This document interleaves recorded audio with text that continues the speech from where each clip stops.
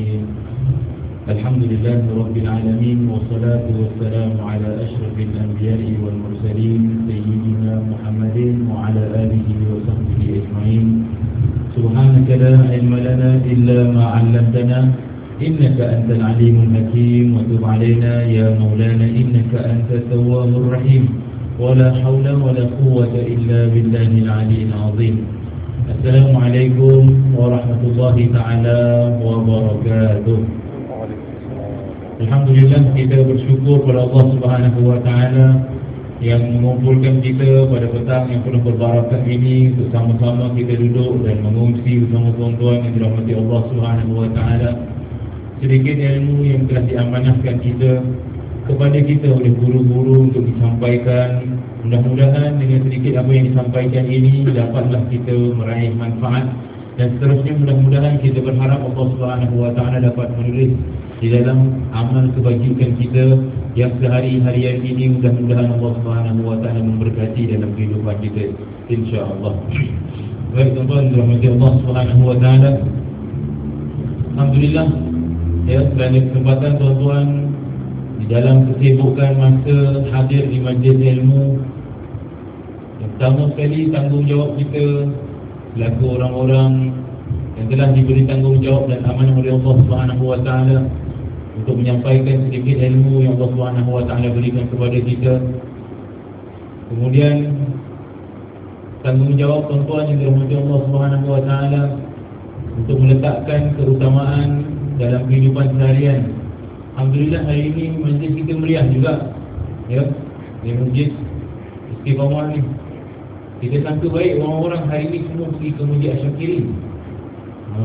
Di Masjid Asyakiri Ustaz Kazim Ilyas, daripada Perak, dari Perak.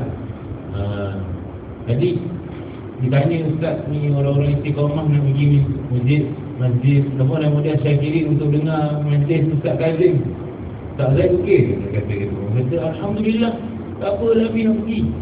Biar pergi tepi pun tak apa. Kalau hari ni datang seorang pun saya ceramah terus.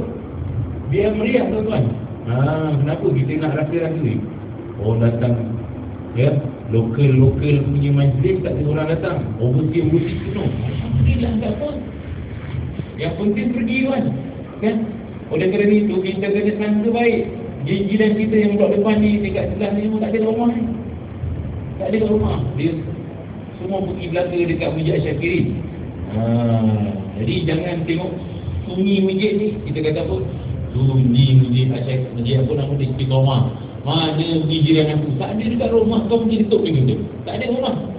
Semua pergi belaka dekat Masjid Asyakiri. Kan tenang tuan. Satu baik tenang jiran kita. Oh tidak, kita kata apa? Ya. Jangan LPM pun tak ada. Betul tak?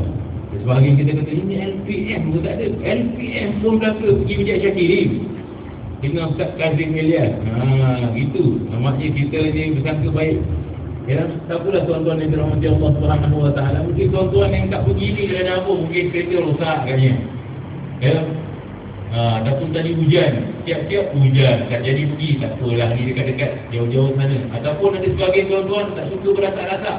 Berasak kerana ni nanti rezeki ramai. Dulu dekat Masjid Istiqamah Ustaz Zaid kita tak ada ramai orang. Tak apa, aku tak suka berasak-rasak. Tak apalah tuan-tuan. Apa pun alasan yang kita ada tuan-tuan, apa pun saja niat yang kita ada, tapi kita bila berada dalam rumah Allah Subhanahu wa ta'ala, Allah Subhanahu wa ta'ala memastikan kepada kita sakinah, dan Allah Subhanahu wa ta'ala pasti akan dudukkan dalam diri kita rahmah. Dan Allah kata, siapa yang duduk dalam majlis ilmu, Nabi SAW kata, maka akan pasti diberikan kepada mereka dua benda, sakinah dan juga rahmah. Sakinah rahmah. Jadi bukan sakinah rahmah, bukan diberikan kita dua orang perempuan dengan nama sakinah rahmah. Sakinah satu, siapa pergi majlis ilmu dapat dua orang. Sakinah satu, rahmah. Bukan tu. Ya. Kalau gitu majlis-majlis tak suka pergi majlis. Cik Pak Haji dapat, ya. Sebab tu kadang-kadang saya tukar nama dia. Saya kata satu dapat sakinah, kalau satu lagi dapat rahmat. Baru puas hati. Apa tu sakinah, apa tu rahmat tuan? Kata Rasul, duduk dalam majlis ilmu, Allah turunkan kepada kita malaikat. Duduk dalam majlis ilmu, Allah turunkan dalam malaikat. Tak atas dia malaikat. Apa jadi bila malaikat turun? Maka ghasyiyatuhumur rahmah wa nazalat fihi sakinah, kata Rasul. Apabila malaikat turun daripada atas langit, mereka itu akan membuka sayapnya, sayap malaikat. Dan apabila terbuka sayap malaikat, maka akan turun dua perkara. Ghasyiyatuhumur rahmah, akan terlimpahlah daripada pembukaan sayap malaikat itu rahmat, itu kasih sayang Allah.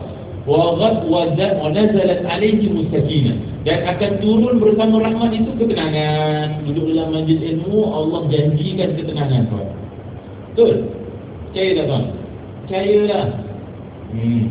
Kok ustaz kan kata dia, dia kalau tuan orang kata tak percaya ni, ustaz kata ni rahmat dan sakinah pasti datang. Apa tu sakinah? Ketenangan hati. Duduk dalam majlis ilmu, tenang hati. Apa tu tenang? Tuan bila malam nanti balik, letak kepala atas bantal, ya, sebelum boleh tidur, tuan kena buat apa? Kena tenang. Kalau tidak tenang, tidak boleh tidur. Betul tak, tuan? Lepas tu ada sebagian kita ada penyakit, letak bantal atas bantal, 2-3 pagi tak tidur, celik mata. Tak tidur. Kenapa? Kata bijak pandai kerana kita tidak sampai ketenangan. Kata ulama, bila datang ketenangan sebelum kita tidur? Apabila pernafasan kita berjalan seperti normal, tuan-tuan. Itulah ada orang ada masalah hidung, susah nak tidur. Dia kalau hidup bernafas dekat mulut ni, dia tak boleh tidur. Tak boleh. Dia kena bernafas tengok hidung baru dia boleh tidur. Itu kes orang yang baik lagi, ya. Ada sebahagian daripada kita Allah uji dia, ya, uji isteri-isterinya. Betul tak Haji? Ada orang uji isteri-isteri, ya.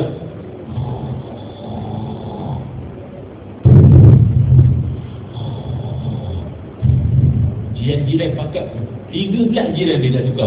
Kenapa situ? Pak Haji Sudah ni, ya, Masya Allah, malam-malam setiap malam bergegar. Orang ingat dekat Meriprik saja dia ada gempa bumi. Kat Istiqomah, sebelah ni Istiqomah pun ada gempa bumi lah. Tak apa, tenang. Bila sampai tenang boleh tidur, tuan. Jadi Allah SWT kata, dan Rasulullah SAW kata, apabila sampai ketenangan, kemudian kamu akan, apabila kamu duduk dalam majlis ilmu, kamu akan dianugerahkan Allah dengan ketenangan. Percaya tak percaya, tuan-tuan? Percayalah, sebab saya ni dan guru-guru kita ni, kita orang depan. Kita orang tahulah jemaah kita tenang, kita tenang. Tuan-tuan dekat sana, tuan-tuan nampak. Saya dekat atas ni, saya nampak siapa yang tenang, siapa yang tidak. Betul tak? Ini tu tuan-tuan, bila kita kuliah, Allahu Akbar, banyak Pak Haji tenang. Apa lagi kita naik atas khutbah? Oh, belum naik atas khutbah, Alhamdulillah, Alhamdulillah. Kat belakang tenang belaka. Kerana itu duduk dalam majlis aku. Dia cakap anak murid saya, duduk dalam majlis aku, kamu nak tidur-tidur lah, dia kata. Sebab aku kat rumah tak boleh tidur pun. Pak Haji duduk, ya, keluar pagi-pagi pergi ceramah, petang-petang pergi ceramah, maghrib pergi ceramah, isyak pergi ceramah. Bukan sebab dia suka sangat dengan ceramah, kerana kat rumah dia tak boleh tidur. Kerana itu dia datang majlis ilmu. Betul tak, tuan-tuan? Betul, kan? Saya tengah-tengah kuliah tengok dekat belakang ada satu Pak Haji, dia ngangguk je, ya, paling faham. Ngangguk. Tak apa. Sebab Allah pastikan dia apabila masuk dalam majlis ilmu tenang. Jadi bila dia duduk dalam kuliah saya, dia tidur, kan dia tenang. Dan itu kita tak pernah marah, tuan-tuan. Siapa yang nak tidur, saya tidak pernah marah duduk dalam majlis saya. Kerana tuan-tuan dah dianugerahkan Allah SWT dengan ketenangan. Itu janji Rasulullah SAW. Ya, betul tak, tuan-tuan? Jadi kita doa mudah-mudahan Allah SWT lewatkan sedikit ketenangan kita lah. Kerana kita nak duduk dalam majlis ilmu. Jangan cakap kanak, tenang, lewatkan sedikit. Sekejap lagi pukul 11. Saya ceramah hari ni tak begitu panjang. InsyaAllah pukul 12.30 malam habis lah. 12.30 malam, boleh, tuan-tuan? Masya Allah. Sekejap, tuan, setengah jam, 40 minit, ya, InsyaAllah. Kita sedikit berkongsi, ya. Hari ini majlis Istiqomah, mungkin dalam majlis Zikrar Rasul, dia memilih tajuk ataupun topik-topik yang berkenaan dengan Rasulullah SAW. Oh, pergi dekat saya, mungkin dia balancing, tuan. Dia angkat, kena ustaz ni, dia kena ustaz ni. Sampai dekat saya, pemakanan Rasulullah SAW. Ya. Jadi teman-teman kata, kau cerita pasal pemakanan macam tak kena gitu, dia kata. Ya, biasanya kalau cerita pasal pemakanan ni, biasa orang ni tegak, ya, badannya cantik, ramping, kurus, bersih. Dia kata kenapa pula? Sepatutnya kita lah lebih berhak cerita pasal pemakanan. Betul tak? Kau nak cerita pasal pemakanan, cerita dengan orang yang pemakan. No, ni dah saya dipilih Allah Subhanahu Wa Taala cerita pasal rahsia pemakanan dia. Rasulullah SAW. Nak cerita pasal makanan yang dimakan oleh Rasul, tentu sekali kita tak terhabislah beberapa kali duduk. Kerana kita kuliah Syama'il Muhammadiyah, saya pimpin satu kelas Syama'il Muhammadiyah, kita baca daripada mula bab makan. Sekarang masuk kepada bab ni lepas bab lauk pauk Rasulullah SAW. Baru sampai lauk pauk kita baca dekat 4 bulan tuan. 4 bulan tu maksudnya 1 minggu tu 4 kali duduk, kalilah 4. Lama kan nak bicara satu-satu, tapi kita pilih rahsia-rahsianya tuan. Pemakanan Rasulullah SAW. Kalau ada masuk sedikit masa kita cerita pasal apa yang dimakan oleh Rasul sampai jadi rahsia ni. Tapi saya suka sekali apabila bicara tentang pemakanan Rasulullah SAW, kita beri tumpuan bukan kepada pemakanannya. Kerana pemakanannya ini bukunya banyak. Ibnu Nabawi bicara tentang pemakanan Rasulullah SAW. Dari sudut benda yang dimakannya banyak sekali. Ya, kitab-kitab ulama-ulama yang menceritakan tentang apa-apa saja makanan yang dimakan oleh Rasulullah SAW banyak tuan-tuan. Tapi saya suka untuk hari ini sedikit untuk kita buka rasa diri kita tuan-tuan. Kita bincang sedikit tentang adab-adab yang mana Rasulullah SAW mengingatkan kepada para sahabat. Dan kita sebagai umat ni, kita dah lama amalkan, mungkin kita tak perasan. Ya. Jadi bismillahirrahmanirrahim. Hari ini kita diamanahkan untuk cerita tentang rahsia pemakanan Rasulullah SAW. Tuan-tuan yang dirahmati Allah Subhanahu Wa Taala, Imam Tirmizi rahmatullahi alaih apabila bicara tentang pemakanan Rasulullah SAW, dia turut masukkan keadaan sosialnya kehidupan Rasulullah SAW. Hidup dalam keadaan kering, makanan-makanan tidak seperti kita mudah, susah. Bahkan digiling sendiri tepungnya, untuk dimasak kambing perlu disembelih, untuk makan sayurnya perlu di kedai, freshnya dan sebagainya. Ya, dan Rasulullah SAW hidup dalam keadaan yang amat mudah, bukan susah-susah. Makanan tidak berjenis-jenis, makanan satu jenis sahaja. Satu hari makan, satu hari tak makan. Nah, itu kehidupan Rasulullah dan para sahabat. Dan bagaimanakah kita ingin masukkan sunnah Rasulullah SAW dalam kehidupan kita, keharian kita adalah dengan kita mengamalkan adab-adab yang diminta oleh Rasulullah SAW dan disuruh oleh baginda kepada para sahabatnya. Kita mulakan ya dengan adab Rasulullah SAW sebelum menghadap makanan betul. Ya, baginda SAW mengingatkan kita dalam sebuah hadis riwayat Imam Tirmizi dan Abi Daud. Rasulullah SAW ya bersabda dalam sebuah hadis yang diriwayatkan oleh Sayyidatina Aisyah radhiyallahu anha yang berbunyi, apabila kamu hendak makan maka sebutlah nama Allah. Betul. Sebelum kita nak makan maka sebutlah nama Allah. Fasammillah, baca bismillah. Tuan-tuan, ya, siapa tak tahu baca bismillah sebelum makan? Semua orang kenal, semua orang tahu. Tetapi kadang-kadang mungkin kita tak berikan perhatian mengapakah kita perlu baca bismillah. Tok kita dulu, nenek kita dulu, kalau cerita dengan kita baca bismillah, dia kata apa? Kamu baca bismillah sebelum makan. Kalau kamu tidak baca bismillah, apa jadi tuan? Syaitan makan sama. Jadi mana datang hadis ni? Syaitan makan sama. Daripada mana datang asar ni? Syaitan turut makan tuan-tuan. Ya, daripada hadis Imam Tirmizi rahmatullahi alaih. Imam Tirmizi meriwayatkan dalam sebuah hadis Rasulullah SAW duduk dengan para sahabat, kemudian Nabi SAW makan bersama para sahabat. Apabila Nabi SAW melihat seorang Arab, ya, sahabatnya makan sampai kepada suapan terakhir, lalu lelaki itu sebut diam. Makan, diam. Apabila makan diam, apa jadi tuan-tuan?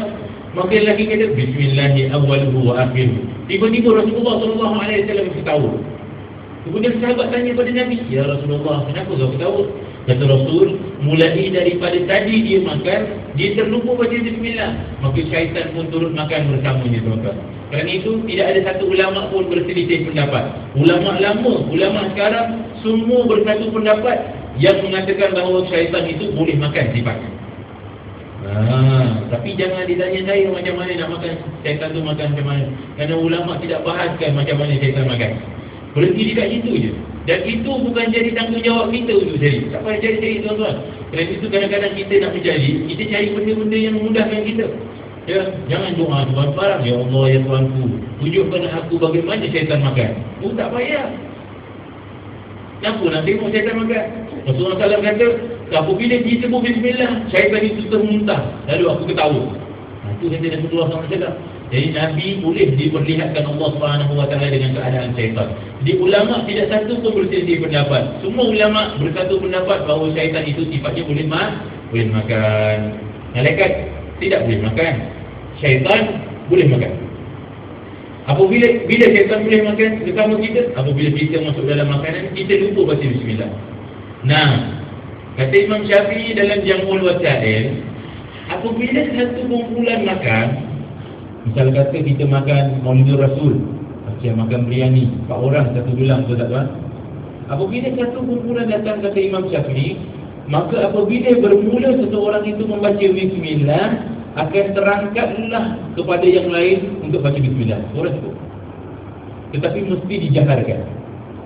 Mesti dijaharkan. Apa dijaharkan tuan? Duduk 4 orang, satu orang sebut bismillah je. Bismillah. Semua tak payah baca bismillah, tak ada masalah.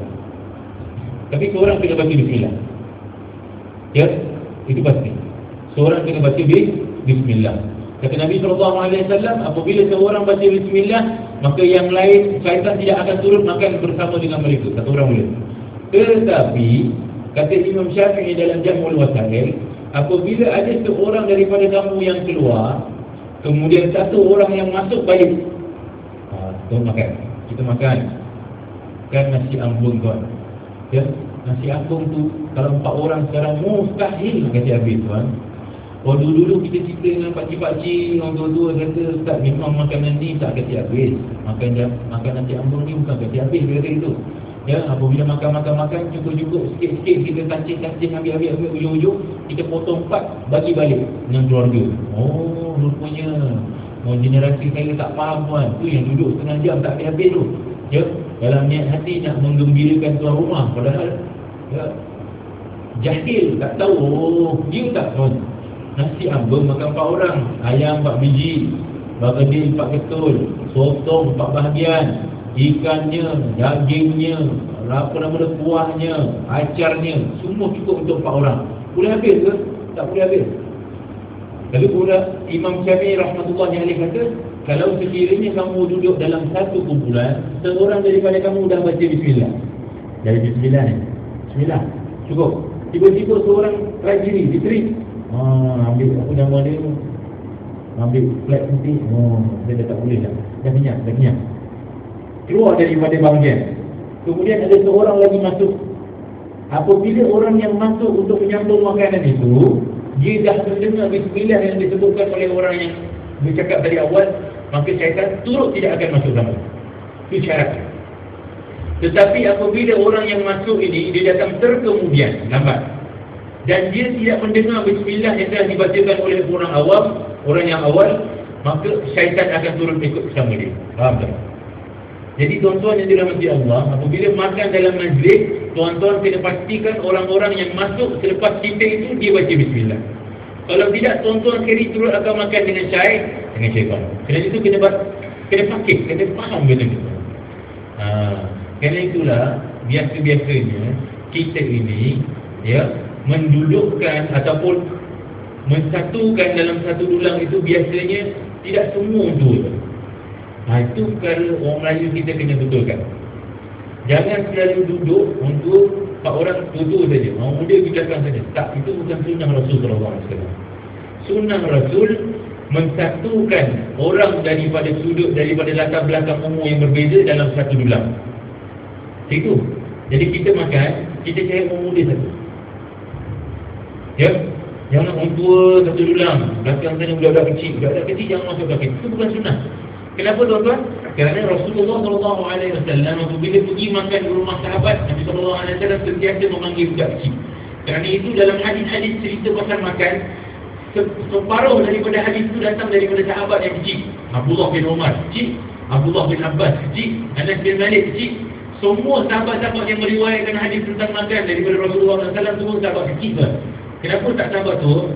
Kata ulama, ya, kata Muhammad bin Qasim Jasus dalam kitabnya Al-Bahirul Jalil Al-Syama'il Muhammadiyah, dia kata apa tuan?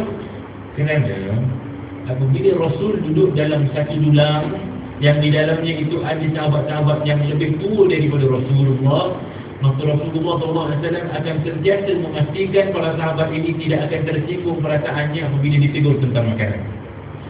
Itu yang datang Anas bin Malik radhiyallahu anhu meriwayatkan kita sebuah hadis. Kata Anas bin Malik, Nabi SAW panggil aku duduk makan dengan dia. Hadis yang sama daripada Umar bin Abi Salamah radhiyallahu anhu. Dia kata apa?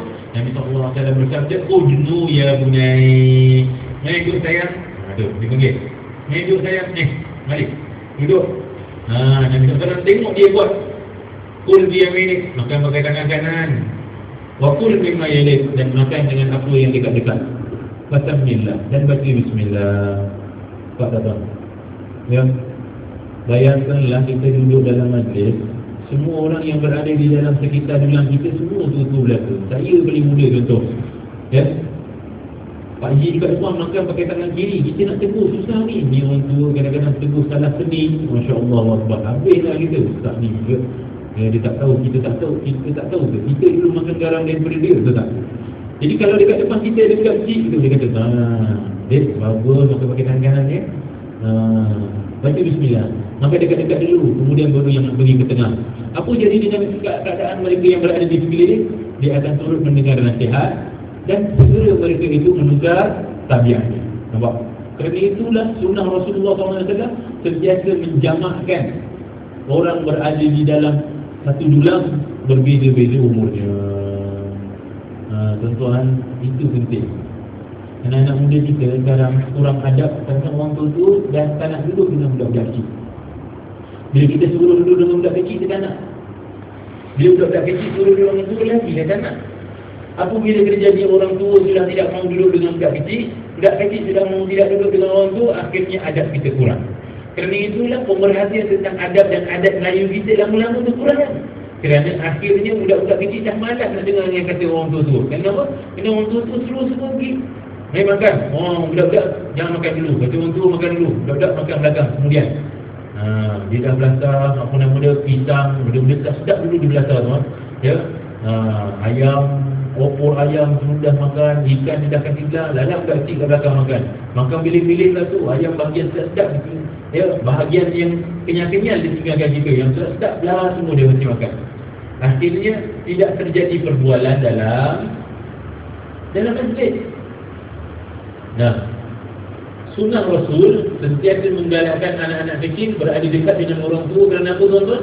Supaya mereka-mereka yang berumur lebih daripada mereka ini dapat menurunkan adab dan juga tarbiyah. Ya, bayangkanlah tuan-tuan yang dirahmati Allah SWT, apabila kita orang-orang yang lebih berusia ini duduk dengan anak-anak kecil dalam satu dulang, kita ini kata Rasulullah SAW ni digalakkan untuk mengingat-ingatkan. Kata Imam Ghazali dalam kitab Ihya, dia kata, maka apabila kamu duduk di dalam majlis dan duduk dalam satu dulang untuk makan, kamu itu tidak sepatutnya diam. Itu kata Imam Ghazali, bukan kata dia tu. Imam Ghazali kata duduk dan jangan diam dan berkata-kata baik dan mengingat-ingatlah orang-orang saleh. Orang saleh macam mana tuan? Contohnya kita tak apa kita wali-wali. Tak apalah, kita imam. Makan dekat masjid. Kamu kenal tak imam masjid ni? Baik dia pagi-pagi buka masjid pelan-pelan. Akhirnya terbentuk perasaan kasih kepada orang tua. Kerana orang-orang tua kita mampu untuk mentarbiah anak-anak dengan benda yang senang. Susah kan kalau kita nak panggil dia kat ujung tuan-tuan. Budak-budak tengah duduk kat tepi-tepi, kita nak panggil dia. Main. Aku nak cerita dengan korang sikit. Orang jangan makan dengan tangan kiri. Baca bismillah. Susah. Apa kata dia berikan dia makan? Main makan. Duduk, kasih nasi. Kan terbiah di dalam keadaan mereka berada dalam keadaan senang dan tenang. Jadi kita nak makan, pagi-pagi kasih terbiah. Bagus ya, kamu semua datang ke masjid ni, masya-Allah, tabarakallah. Ya, bagus. Jadi selalu datang ke masjid. Ya, masya-Allah, ingat tengok imam ni umur tahun. Jadi mengaji ni, saya dulu imam masjid mengaji ni tuan, bila saya umur 87 tahun tu. Bila makan dengan anak-anak kecil, saya sentiasa ingatkan, tengok Pak Haji Iskandar. 87 tahun, tiap-tiap waktu ada dekat masjid. Naik motor lagi tuan, 2 kali jatuh, skidding, rempit tuan. Ya, bukan main lagi, umur 87 tahun, 2 kali jatuh. Mak rempit betul lah. Aku naik motor tak jatuh-jatuh macam dia rempit. Masya Allah. Tapi kita kata dengan anak-anak pun, tengok Pak Haji Iskandar tu, kamu tenaga kuat macam ini tak datang masjid selalu. Tengok Pak Haji Iskandar 87 tahun, ya, datang masjid subuh sebelum azan, dia masuk ke dalam masjid, buka nak azan. Akhirnya aku jadi tuan-tuan, mereka itu wujud di dalam hati mereka kasih sayang terhadap orang tua ni. Akhirnya dia pandang Tuan Haji Iskandar yang umur 87 tahun ni sebagai apa? Sebagai idola dia. Bagus dia Pak Haji Iskandar. Kan nasihat itu masuk dalam keadaan senang. Itu rahsia pemakanan Rasulullah SAW. Ya, kita bicara pasal rahsia yang wujud dalam adab makan bersama Rasulullah SAW. Jadi Nabi SAW ingatkan, baca bismillah. Kalau tidak baca bismillah, Syaitan duduk makan bersama kita. Jadi betul lah dulu nek kita cakap, Tok kita kata kalau kamu makan tak baca bismillah, Syaitan duduk makan sama. Kita ni tak faham. Kita ni apalah tu aku dia baca kitab apa, kitab tipu ke, kitab bid'ah mana tak baca Syaitan makan. Betul tuan, ada dalam kitab Sunnah Imam Tirmizi. Kata Rasul SAW, apabila tak baca bismillah, Syaitan duduk makan. Jangan ditanya cara macam mana, tapi betul-betul Syaitan makan bersama dengan kita. Apabila Syaitan makan bersama dengan kita, apa jadi?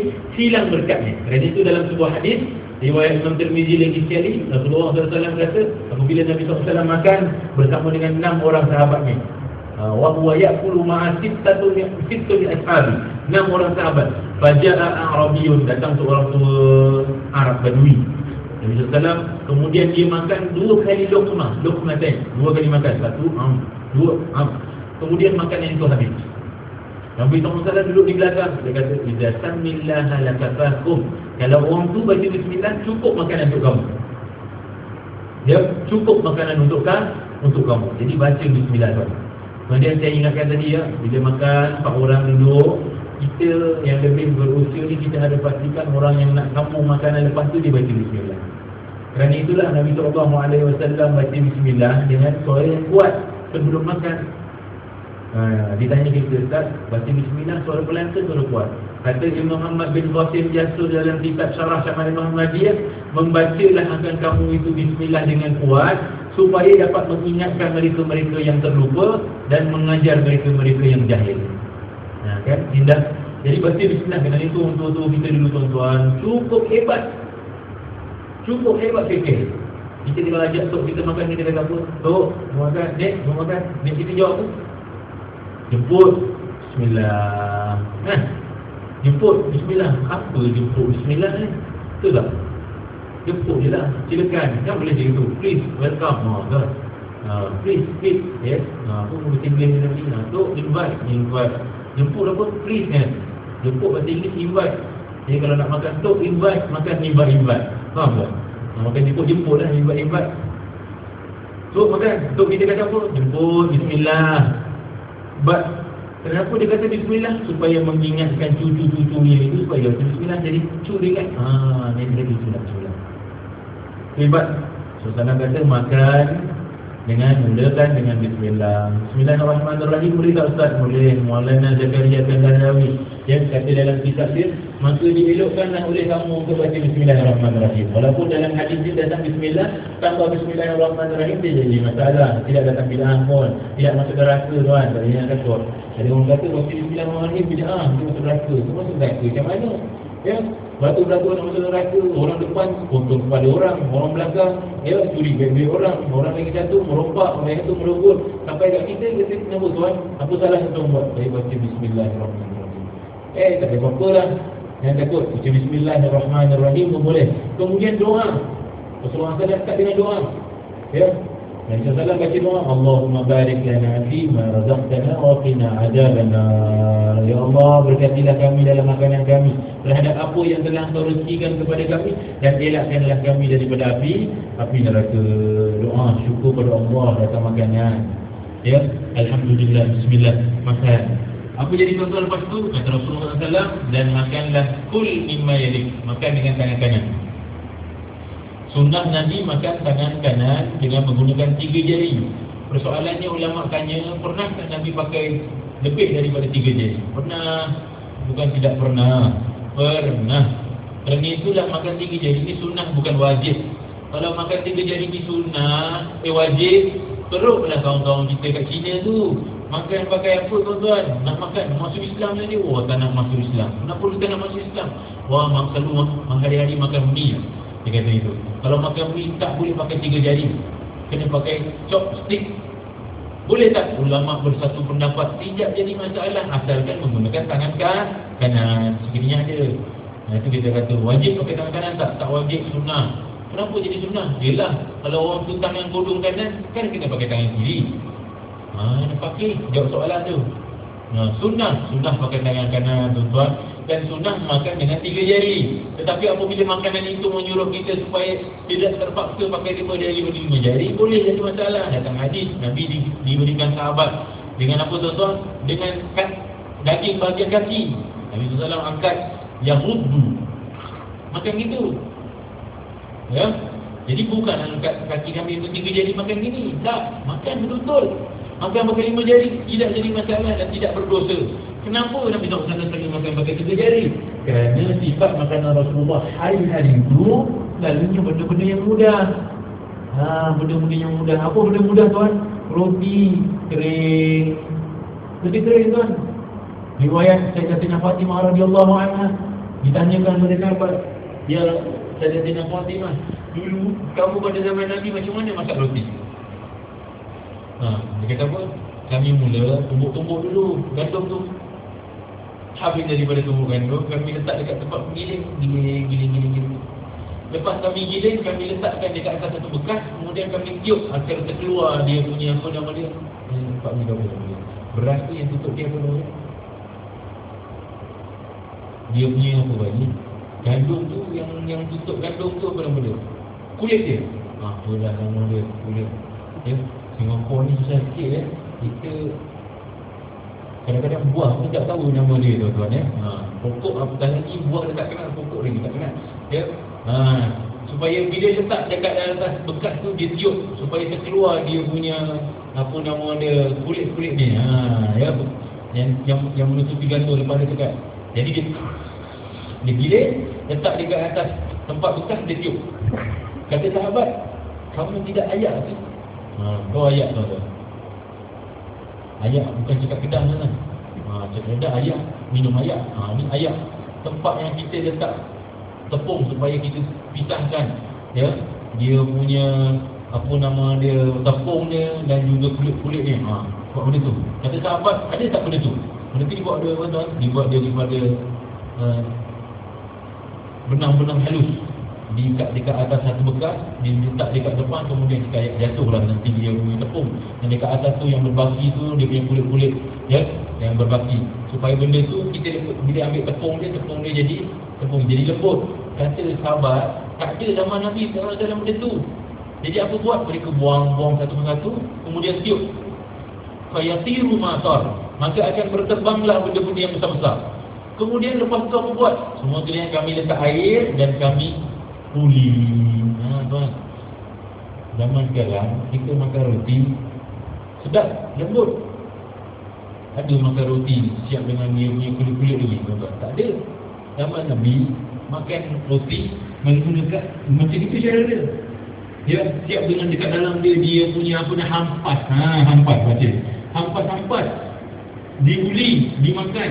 Jadi bila roti itu ada hampas dekat dalam, sifatnya jadi apa tuan? Kering. Kerana itulah Nabi SAW datang ke rumah para sahabat. Nabi SAW disuguhkan roti kering. Nabi SAW kata, ala tafidi dah. Dia ada benda ke aku nak celup dengan ni? Sahabat diam. Tak ada benda ni. Lauk tak ada, apa tak ada, air pun tak ada. Rasulullah SAW kata, apa yang kamu ada di rumah ni? Kami tak ada apa-apa kecuali dia cuka je. Kan? Hadis masyhur. Illa khal, cuka. Bawa sini cuka. Ambil cuka, ambil celup. Bukan rendam dia tuan-tuan. Iaitu kulit. Orang mendengar hadis ni dia kata apa? Nabi SAW suka makan roti direndam dengan cuka. Mana dia orang makan roti rendam cuka? Sakit dekat ni. Terbakar kita punya apa-apa jantung. Bukan rendam, dicelup. Jadi celup sikit, Nabi SAW makan. Melihat muka sahabat, Nabi SAW kata, ya, ni'mal idam muskil. Sebaik-baik benda yang dicecah adalah cuka, tuan. Dia kata gitu. Sahabat yang memberikan cuka kepada Rasulullah tersenyum. Balik jumpa dengan isteri, dia kata Nabi SAW suka makan roti dengan cuka. Jadi Ulama membahaskan bukan Nabi SAW suka makan roti dengan cuka, tidak, tetapi tidak mau menghampakan orang yang datang ke rumah dia. Rumah dia tu tak ada benda dah, tinggal cuka je. Jadi Nabi SAW ambil roti, cicak cuka, makan sedap. Roti cicak cuka sedap tak tuan? Kami terpaksa belajar dulu. Ketika belajar dulu, bila baca hadis, nak kena belajar, nak kena rasa. Tu balik beli cuka, beli roti cicak, tak sedap. Kalau makcik-makcik nak try, nak cuba-cuba tengok suami kita ni ada sifat-sifat Nabi Muhammad SAW tak, esok saya kasih menu dah siap. Pakcik, esok boleh yang masak roti kecah cuka. Tengok muka kaki kita, gembira ke mencuka. Gitu. Ya, kecah cuka tak sedap kan?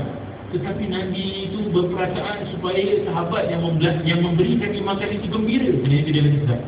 Kalau dalam bahasa kita ni macam ni tuan, contoh dah tuan-tuan jemput saya pergi makan, nampak dekat sepaju, Ustaz, dia muka lapar, dia ni datang rumah makan. Dia tutup pintu, buka pintu, dia kata, masak tak? Dia Allah, dah ajak Ustaz dekat dalam rumah ni, Ustaz dalam rumah, tak ada lauk tu. Tak ada. Kata gitu. Tak apa, keluarkan apa saja. Ya, makan nasi ada? Nasi ada. Telur ada? Telur ada. Goreng telur. Maka saya pun duduk, didirikan air, tiba-tiba tak makanlah nasi, telur. Nasi dengan telur tuan. Masya Allah. Yang orang ajak kita makan, takkanlah kita nak ngomel pula, apa pula ajak aku makan nasi dengan telur. Tak apalah dia nak belanja dengan nasi telur. Kita pun duduk diam.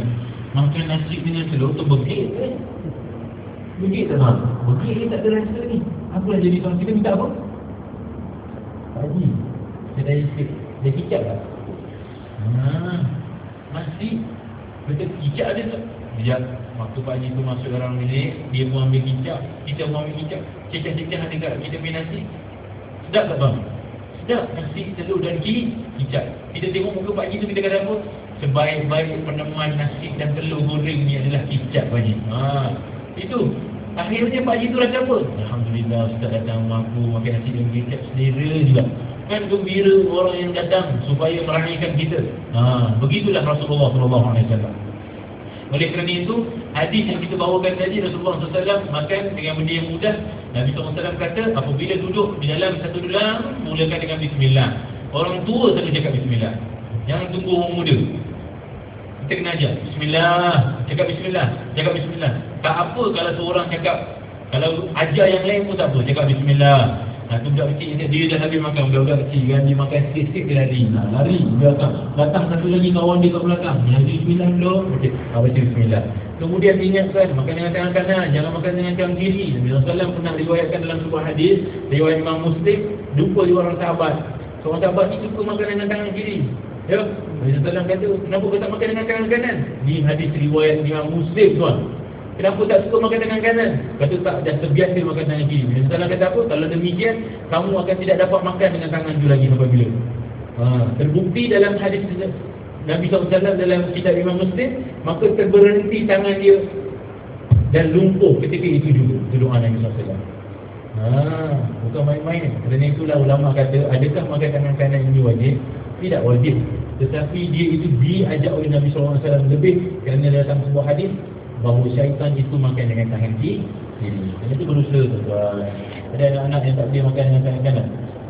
Usaha, betul. Ada anak kecil, kadang-kadang kawan-kawan kita, anak 1-2 tahun terbiasa dengan tangan kiri. Dia kena ubah, kena selalu tegur. Jangan makan tangan kiri, makan tangan kanan. Kalau dia tak ubah, dia tua dia makan begitu je. Tak susah mana kan tuan, makan nasi dengan tangan kanan. Kalau tak terbiasa, tak adalah masuk tangan kiri telinga, betul tak? Dia tak biasa lah lagi saya makan dengan masuk telinga. Ada je gitu, balik-balik pun lari sikit je. Jadi kena biasakan. Jadi makan tangan kanan Nabi SAW kata, wa kul mimma yali. Makan dengan benda yang berdekatan. Satu dulang, dalam ada nasi, dalam ada daging, ada daging, ada acar. Ya, ada acar. Makan dengan apa yang berdekatan dengan kamu, kata Rasulullah SAW. Tapi Imam Syafi'i sekali lagi dalam kitab Jamul Wasail, Imam Syafi'i kata, akan tetapi terangkat makruhnya apabila mengalihkan tangan jauh. Jadi kita ni makan, tangan kita pergi dekat sebelah orang sebelah, makruh hukum dia. Betul tak? Siapa yang tak ada pengalaman? Kita banyak pengalaman kadang-kadang pergi dulu dengan orang Pak Haji makan rumah kita, tangan ni rata-rata. Ya, ini Pak Haji nak main game, lepas tu tak mampu kan. Ayam mampu pun habis sebab kita nak ayam kesian dia tua daripada kita tu lah. Dia datang kat kita, Ustaz ni makan, muak dia makan ni. Makruh. Kecuali kata ulama, kata Imam Syafi'i, kecuali apabila makanan itu duduknya sifatnya berbeza-beza. Kalau sifatnya satu sama, makruh. Contoh nasi goreng, tak ada yang lain. Nasi goreng dekat dalam dulang, apabila kita melangkah tangan kita dekat depan, makruh hukum dia. Tetapi contoh, apabila kita makan nasi berlauk seperti nasi ambeng, sekali lagi sifat dia nasi ambeng. Nasi ambeng, lauknya itu diletak berbeza-beza kan. Sini daging, sana ikan. Yang itu sekarang tidak praktikal kita letak 4 bahagian. Haji-haji kalau suka nasi ambeng, jangan letak 4 bahagian lagi. Tak praktikal.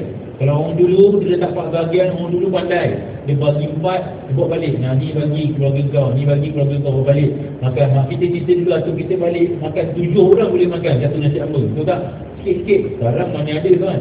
Tak praktikal haji-haji letak 4 bahagian. Tak satu bahagian cukup. Jadi ikan satu, daging satu, ayam satu. Makan nasi ambeng tu, Masya Allah Akbar. Kalau Nabi SAW dulu ada nasi ambeng, dia istighfar dia, betul tak? Ini istiqomah ya, itu istighfar. Kenapa tuan-tuan, nasi ambeng tu apa tak ada dekat dalam? Yang terbang, yang berenang, yang naik melasai dekat bumi, semua ada. Ayam ada, itik, ayam ada, apa nama dia, daging ada, ikan ada, terbang. Laut, apa nama dia, pokok-pokok ada, semua ada dekat dalam tu tuan-tuan. Semua ada dekat dalam. Kalau buaya tu halal, buaya pun ada dekat dalam tuan-tuan.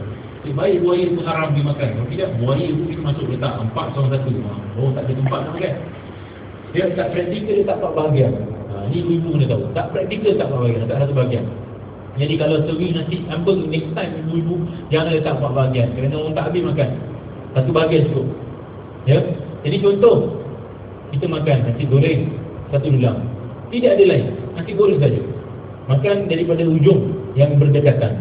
Apabila berlangkah tangan kita ke depan, makruh hukumnya kata ulama. Makruh.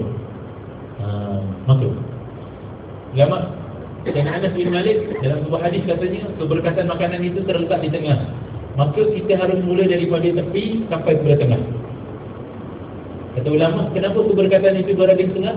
Kerana selepas kita habis makan masing-masing, akhirnya kita berjumpa di tengah. Dan apabila kita bertemu atas silaturahim, maka datangnya keberkatan. Itu kan akhirnya kita ambil dekat tengah sikit. Namai tuan, makan sikit. Itu jadi keberkatannya. Sebelum tu makan sendiri.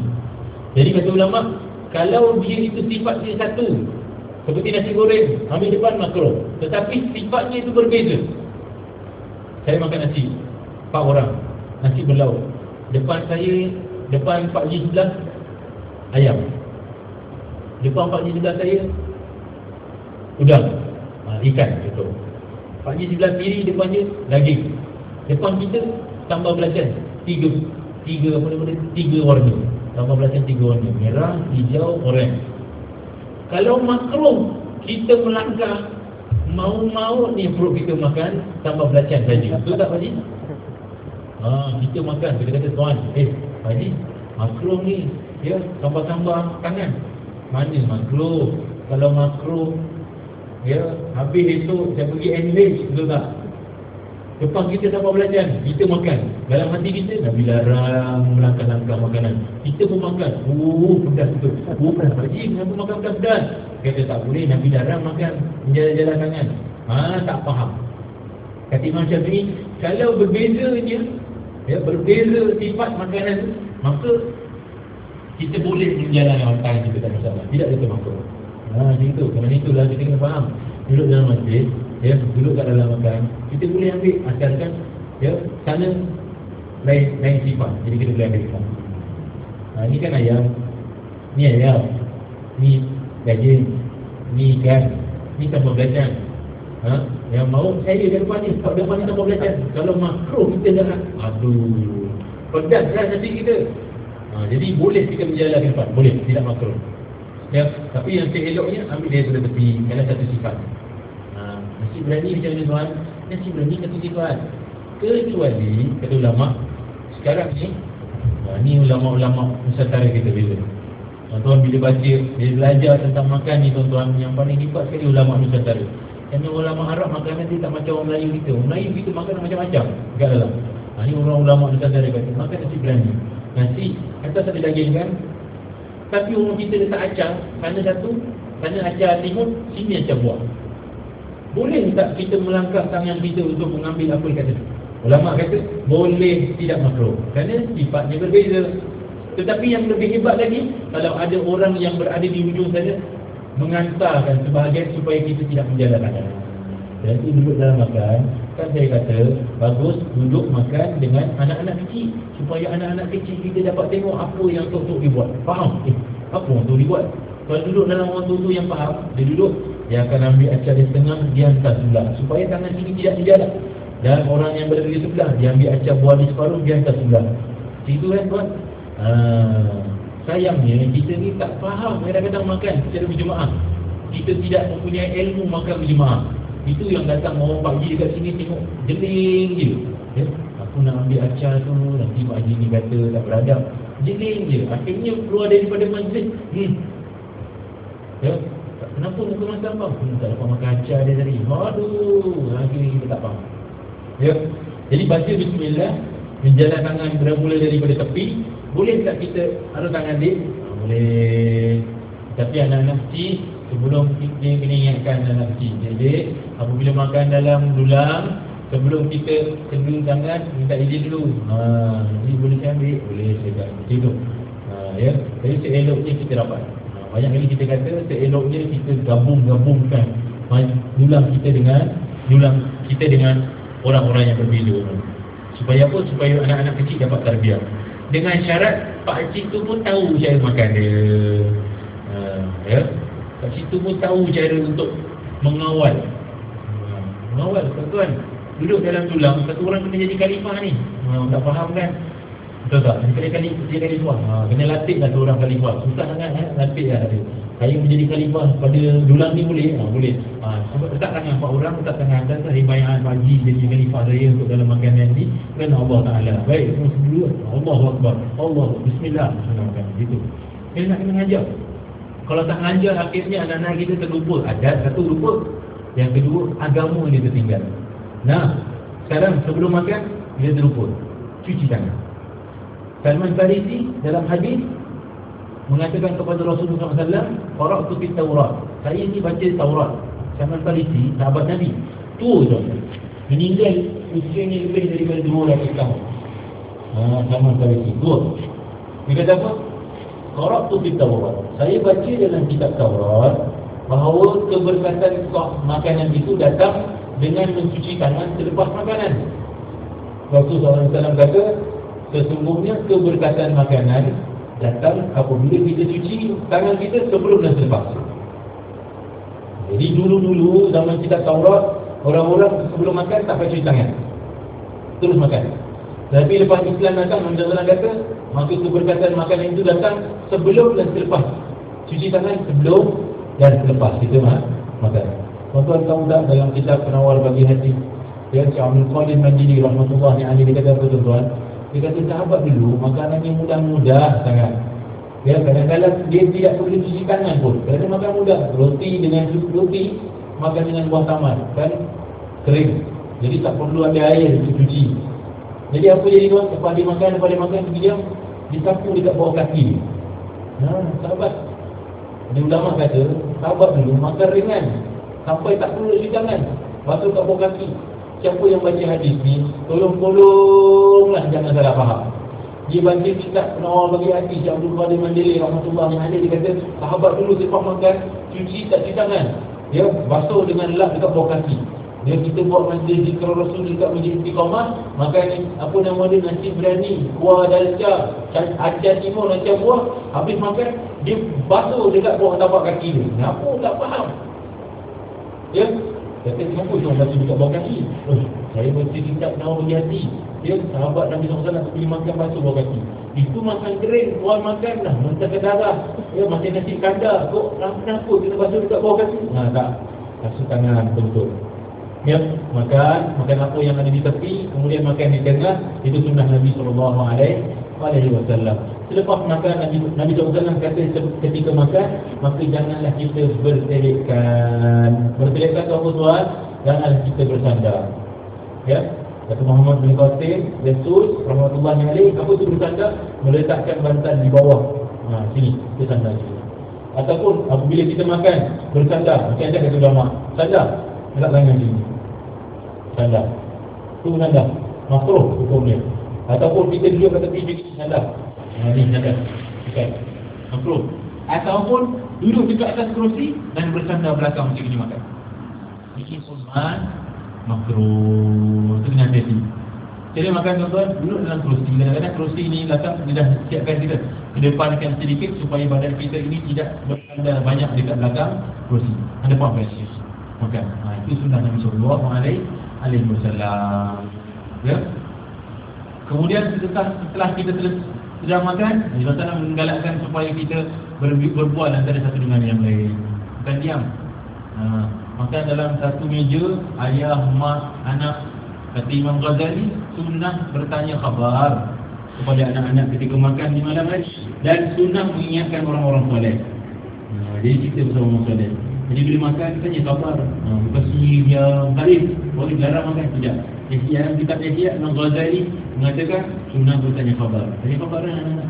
Apa khabar hari ini? Bagus, kerja sekolah semua dah siap. Dah, saya dah tenang. Ya. Kemudian ingat-ingat orang soleh ketika makan. Habis saja makan, maka disunnahkan kepada kita untuk buat dua perkara. Yang pertama, untuk menjilat qaf'ah. Bukan jilat qaf'ah, ini ambil di pinggan.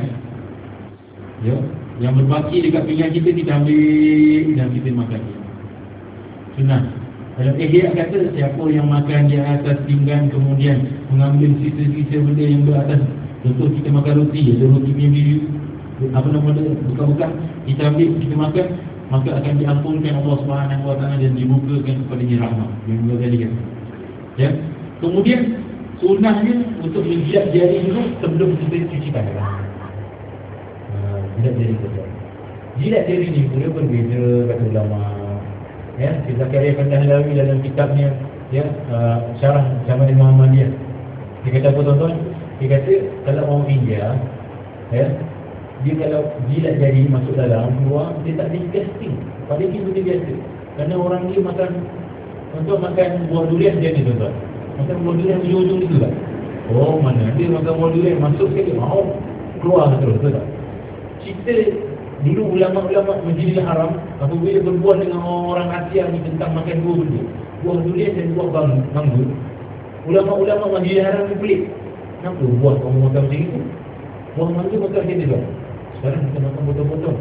Ya, ada orang makan tak potong-potong, kopek kulit dia saja, masuk ke mulut, keluar lagi, masuk lagi, keluar lagi, masuk lagi, keluar lagi. Jadi ulama-ulama diharam pening. Ya, ada buah yang dimakan masuk dalam mulut, keluar lagi, masuk dalam. Ada buah durian yang kita makan gitu. Jadi kata ulama, dua pendapat. Satu, sama ada menjilatnya begini, masuk kan? Ataupun dengan mengambil makanan yang tersisa di atas tangan, memberikan macam ini.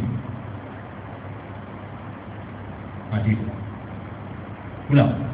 Jadi, dan sunnahnya Nabi SAW menyuruh Sayyidina Hasan dan Sayyidina Husain supaya mengambil apa yang tersisa di tangan.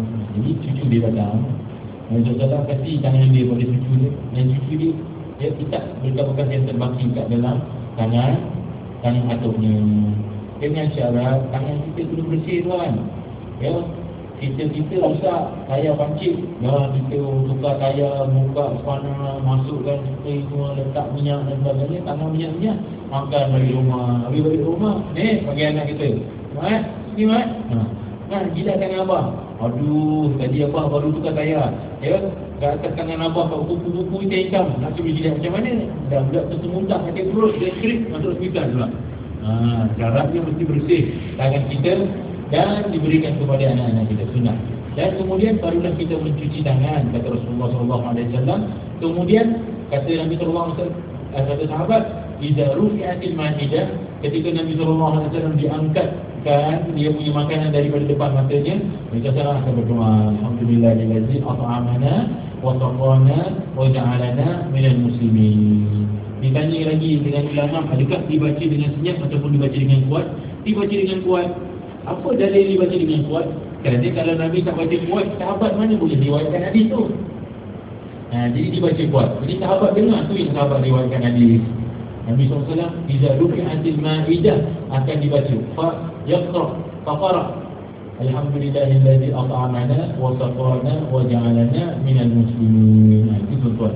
Ya, Nabi SAW suruh kita berdoa pada Allah SWT dan bersyukur di atas apa yang Allah SWT anugerahkan kepada kita, tuan-tuan.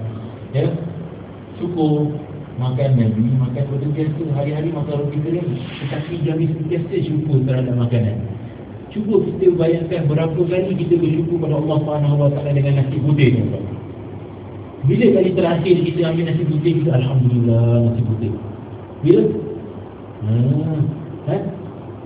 Kenapa kita tahu, tuan-tuan? Kerana kita dulu belajar di Arab, ya? Susah dapat nasi sedap macam nasi master. Balik belajar, naik flight 7-8 jam sampai dekat Singapura, buka perut nasi putih, nasi macam, ya, macam apa nama dia, belian. Tuang dekat atas pilihan, ting. Syukur, Alhamdulillah nasi putih. Berapa tahun dah tak nampak nasi putih. Nampak sambal belajar, Alhamdulillah sambal belajar. Akhirnya kita hari-hari makan nasi putih, kita lupa nak bersyukur kepada nasi putih. Nabi SAW kata apa? Kalaulah sesungguhnya diperbaharui akan kamu itu nikmat, maka kamu itu harus bersyukur terhadap apa yang dibaharui lagi. Nasi. Esok dapat nasi lagi, syukur pada nasi. Esok dapat nasi lagi, syukur pada nasi. Akhirnya kita hari-hari Allah SWT tambahkan nikmat kat kita supaya berasa nasi. Kenapa jadi kat kita sekarang ni Allah SWT tak berikan kepada kita nikmat dan ketenangan hati? Kerana kita dah lama tak syukur dengan nasi putih. Berapa lama kita dah tak bersyukur dengan nasi putih? Nampak nasi putih? Alhamdulillah nasi putih. Mana ada? Nasi putih lah. Nasi putih lagi. Lalu apa orang masak tadi? Tak pedas lagi. Ayam tak masak? Ayam masak lemak. Asyik masak lemak je. Kuah masak apa ni? Kuah tambah goreng belajar. Asyik goreng belajar je. Kita tak syukur pada Allah SWT. Padahal benda tu datang. Akhirnya apa jadi, tuan-tuan? Akhirnya masaklah lauk daripada Afrika Selatan pun kita tak syukur. Tahu tak? Tak syukur. Duduk dekat kedai, dia tarik, apa nama kedai tu, dia tarik orang, dia tarik ke Alamin ke Al-Azhar ke, ya. Nama ni sekarang sedap ya, Alamin Al-Azhar, ya. Ada orang kata kan lagi mana belajarnya, nak pergi Al-Azhar, bukan lagi belajar Al-Azhar, pergi makan ke Al-Azhar, ya. Akhirnya kita tak syukur pada Allah. Apa jadi, tuan? Kita pergi ke Alamin ataupun ke Al-Azhar, dia bukan promosi, saya tak ada ambil apa-apa pun, ya. Dalam promosi ni pun kita duduk tengok muka anak kita. Anak kita buka menu, dia mengambil masa lebih daripada 10 minit untuk dia tahu apa dia nak makan. Kalau bukan anak kita banyakkan makanan kita boleh beli. Akhirnya tengok dia awal, ni nasi je, Western je, tom-yum je. Pusing balik daripada depan. Nasi lagi, ni lagi. Abang yang tu tunggu. Nak makan apa? Kejap ya, tunggu. Tengah jam baru order. Nampak? Apa jadi, tuan-tuan? Akhirnya kita tidak bersyukur pada Allah. Dengan nikmat Allah yang mudah, akhirnya kita ni susah nak bersyukur pada Allah. Apabila susah nak bersyukur pada Allah, apa jadi, tuan-tuan? Susah nak syukur, Allah tidak tambahkan nikmat bagi diri kita. Allah kata, la in syakartum la azidannakum. Kalau kamu syukur padaku, aku akan tambah nikmatnya. Kan? Kenapa kita tak rasa nikmat makan nasi putih lagi, tuan-tuan? Kenapa lah orang-orang yang dekat, apa nama dia, orang-orang tukang tuai padi yang jaga dekat sawah bendang tu, hari-hari makan nasi, seronok dia makan nasi, nampak sedap. Kerana dia syukur pada benda yang mudah. Kita hari-hari makan nasi tak ada rasa apa pun, biasa je, tak ada rasa benda. Kenapa, tuan? Kerana kita tidak pernah bersyukur dengan mudah. Akhirnya untuk membuatkan hati kita tenang, perlu benda yang susah. Perlu benda yang susah, betul tak? Haji dulu kalau zaman 90-an, zaman kali 90-an, waktu remaja 90-an. Bapak kita kalau balik bawa sate lagi, sate tu dah jadi macam nikmat lah. Sate bapak kita bawa balik, bawa KFC, balik bawa sate, ya, 20 cucuk, balik 5 orang. Dapur mak, dapur bapak 7 orang, ya. Bapak bawa lah satu plastik sate dekat depan. Adik-adik suka macam hari raya tu. Hai. Ya.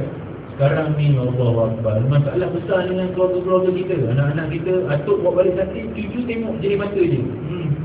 Betul tak? Ya. Durian. Oh, durian. Dulu kalau bapak kita bawa durian satu bakul, masya-Allah, Allahu Akbar. Gembira tuan. Gembira durian tu macam ya sekarang atuk bawa durian. Atuk kalau tak kopak durian tu rosaklah sampai dia masak. Betul tak? Ni aku beli durian korang tak makan pun, atuk buka lah. Atuk tak kena buka. Habis dia tak buka ni, dah buka ni. So, letak dalam iceberg dulu lah. Tak iceberg. Nenek datang di depan. Ni, dia dekat dalam iceberg tu ada durian. Kita tak makan. Nenek keluarkan lah. Tunggu nenek keluarkan. Letak dekat depan mata baru dia nak rasa. Tu dia makan pun. Durian ni tak sedap. Durian yang B34 lagi sedap. Akhirnya tidak bersyukur dengan benda mudah. Allah tak tambah. Kerana itulah generasi saya sekarang. Ini masalah hati banyak. Masalah hati banyak. Dulu kalau tunggu bas, kena ajak bas datang tak tahu apa kan. Biasa bas datang tak tahu. Sekarang MRT late 22 minit. Habis dah Facebook jam lah. Facebook jam. MRT 2 minutes late. What happened? Complain. Bukan saya suruh tak komplain juga. Semalam kita jumpa Presiden Tony Tan. Ya. Dekat dalam majlis jumpa Presiden Tony Tan. Sebelum dia naik kita disuruh baca selawat. Saya kata dengan DPM MC, dia kata jangan komplain untuk MRT. Dia kata no, please don't complain. Tak adalah, acah-acah je. Ya. Akhirnya sekarang kita tunggu MRT 4 minit. MRT bilang dah 4 minit. Tunggu 4 minit. 4 minit tak sampai MRT, kita dah resah. Syukur MRT datang, kita dah cakap Alhamdulillah. Bila akhir MRT datang, kita cakap Alhamdulillah. Kalau MRT itu datang, kita cakap Alhamdulillah. Esok Allah tambah nikmat dalam diri kita. Nikmat apa? MRT itu datang, kita rasa gembira. Itu syarat. Mesti syaratnya kena syukur pada Allah SWT. Akhirnya sekarang $2 tak ada nilai lagi dalam duit hari raya kita. Padahal dulu 50 sen. Gembira dah. 50 sen kan. RM1. Oh, kalau Pak Haji tu bagi RM1, kita doakan, Ya Allah Akbar, biarkanlah Pak Haji ni umrah 18 kali. Kamu dah madrasah kan? Doa semua hebat-hebat. Kalau sekolah biasa, doa biasa-biasa. Ya, mudah-mudahan Pak Haji ni lah. Kita budak madrasah yang kreatif ni. Pak Haji dah RM7. Ya Allah, mudah-mudahan Pak Haji ni ditambahkan isteri. Itu. Kita dulu. Suka Pak Haji tambah RM4. RM2, 2 orang Pak Haji. Kalau RM4 tambah 4. Ya. Syukur pada Allah SWT. Sekarang RM5. Dia dah kecil buka RM5. RM5. Akhirnya mereka susah nak syukur pada Allah. Susah Allah nak berikan kepada mereka nikmat. Akhir tidak dapat nikmat, apa jadi tuan-tuan, adik-adik yang dirahmati Allah? Kita ni akhirnya nak bersyukur pada Allah, nak rasa gembira dekat dalam hati itu susah nak gembira. Handphone dah canggih, telefon dah baik pun tak gembira lagi. Apa yang kita gembira tuan-tuan? Ya, padahal dulu tidak ada kemudahan gembira orang kan. Akhirnya sekarang sudah ada banyak kemudahan, orang jadi tak gembira. Soalnya kenapa mereka-mereka ini tidak gembira tuan-tuan? Apabila mereka itu tidak syukur pada Allah SWT. Itu pasti. Jadi kalau orang tanya dengan kita, apakah penyebab pertama anak-anak generasi masyarakat kita sekarang mempunyai masalah hati? Saya kata masalah hati senang saja. Mereka tidak syukur pada Allah SWT. Kalau syukur, nescaya Allah pasti akan tambahkan nikmat dalam hati mereka. Syukurlah apa yang ada. Syukur kepada Allah SWT. Jadi selepas kita makan, Sebalik lagi, kalau kita makan, cukup Alhamdulillahillazi at'amana wa saqana wa ja'alana minal muslimin. Tuan-tuan, soalan dia adalah, adakah doa ini dimakan ketika makan besar saja? Tak.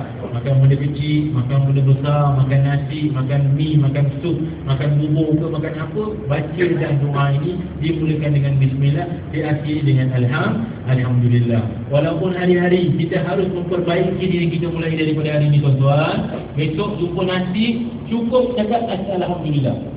Kenapa? Kerana sudah terlambat dan terlalu lewat dah. Kita sudah lama tidak bersyukur pada Allah SWT dengan nasi. Jadi kalau kita dapat nasi di bawah mata, kita dah diam. Akhirnya kita tidak syukur pada nasi, Allah tak tambah keberkatan pada nasi. Kita nampak nasi macam biasa. Padahal teman-teman kita yang berada di luar negeri sana, yang mempunyai kelaparan, dia nampak nasi tu macam nikmat. Betul tak? Air, berapa banyak orang tidak tahu nikmat air. Ya, kita dulu kerja masjid tuan. Air baik. UV sekarang keluar dekat Sarawak, dia kata apa tuan? Sarawak nak ambil. UV kata dekat Sarawak, dekat dalam TV, 1 minit buka air 8 liter. Ya? Betul tak? Sekarang UV dekat apa namanya, dekat TV dia. 1 kali buka air, 1 minit dibuka air deras 8 liter.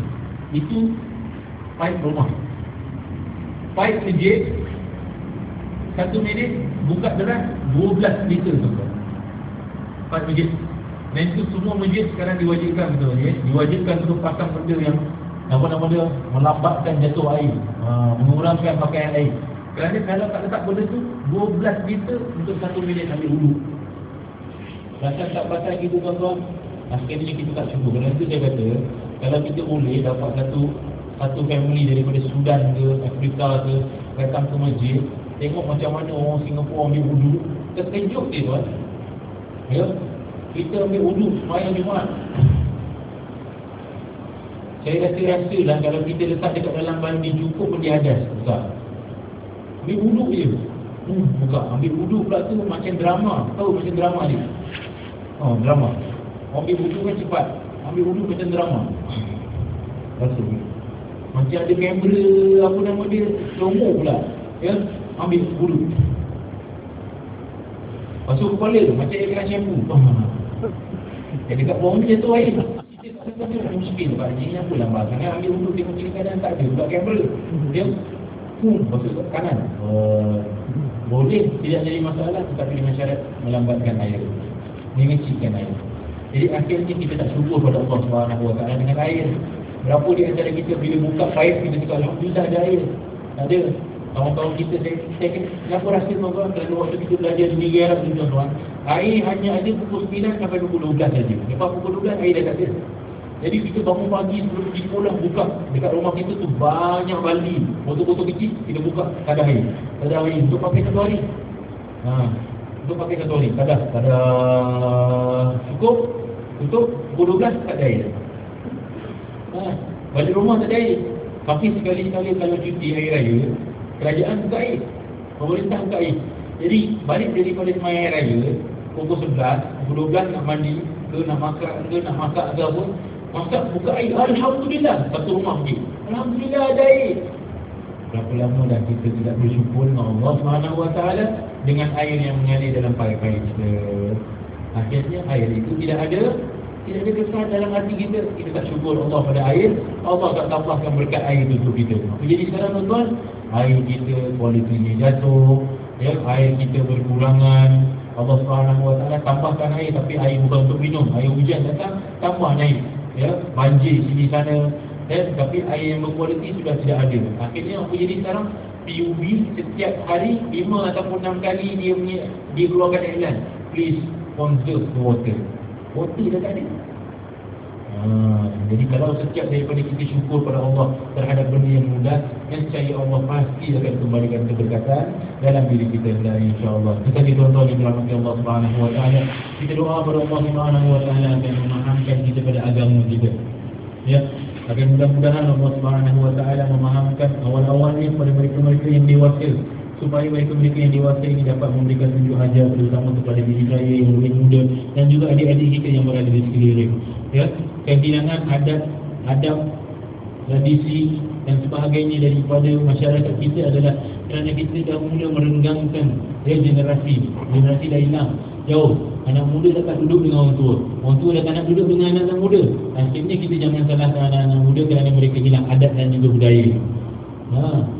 Jadi pastikan sekarang ini mulai daripada hari ini kita sentiasa mendekati mereka dengan sunnah Rasulullah SAW. Kerana Nabi Muhammad SAW itu sebaik-baik suri tauladan. Apa sahaja yang dilakukan Nabi mesti ada rahsianya.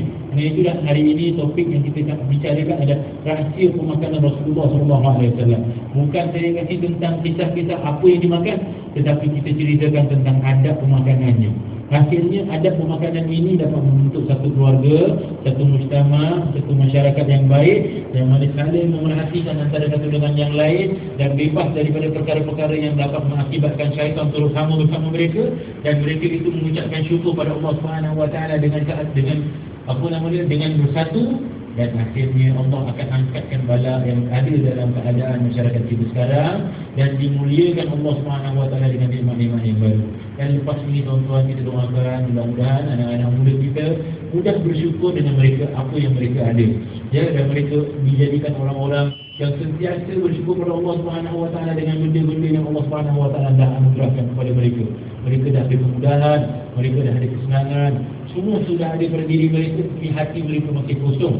Dan saya tidak ada benda yang lain yang boleh merubah kecuali menyuruh mereka untuk bersyukur pada Allah Subhanahu wa taala. Dan tidak ada orang yang patut mengingatkan kecuali mereka-mereka yang lebih dewasa daripada kita. Amin ya rabbal alamin. Bismillahirrahmanirrahim. Rabbana taqabbal minna innaka antas samiul alim wa tub alaina ya maulana innaka antas tawwabur rahim. Da'wahum fiha subhanakallahumma wa tahiyyatuhum fiha salam. وآخر دعوانا أن الحمد لله رب العالمين. Terima kasih kepada yang hadir pada majlis ini dan terima kasih kepada majlis Istiqamah. Mudah-mudahan Allah Subhanahu wa taala menyampaikan manfaatnya terutama pada diri saya, kemudian kepada diri tuan-tuan, dan mudah-mudahan agar dapat disampaikan kepada teman-teman kita yang tak hadir pada hari ini walaupun satu saja daripada apa yang kita sampaikan. Sekian, Assalamualaikum warahmatullahi taala wabarakatuh.